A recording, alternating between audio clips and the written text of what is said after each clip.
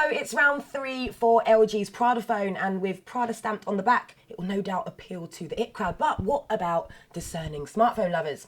Well, it's a regular Android phone at heart, complete with a good-looking Prada overcoat. So that means a plastic textured back panel and a less in-your-face embossed LG logo. It's pretty flimsy though, so it lacks that premium feel. Now at the top, you'll find some tiny chrome buttons and a row of touch-sensitive ones at the bottom of the screen. And the sliding micro USB cover is also a nice touch.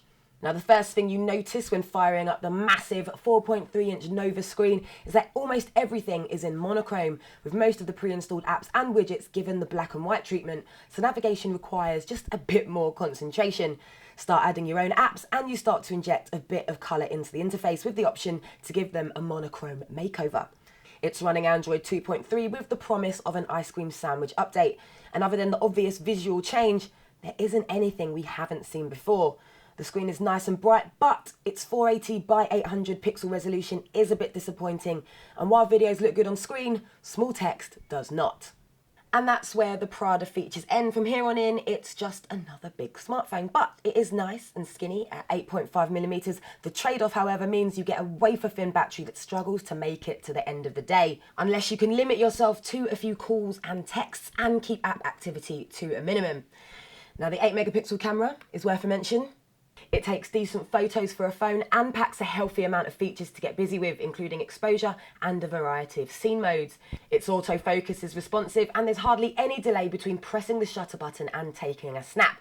Now, having the shutter button on the side of the phone would have been a bit more convenient, so it may take some getting used to. But macro mode is pretty impressive, and 1080p video at 30 frames per second is equally impressive, as long as you're holding the handset still. Even slight wobbles mean jittery footage.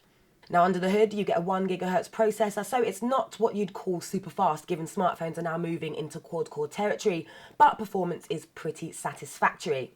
The 8GB of internal memory can be expanded up to 32GB, and you also get a very stylish pair of bundled headphones. But don't expect sound quality to blow your mind.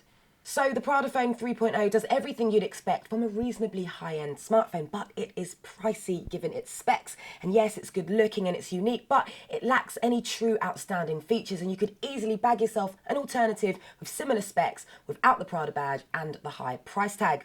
But if you want to stand out from the smartphone crowd and are perhaps willing to trade off a little performance for the Prada badge, you won't be disappointed.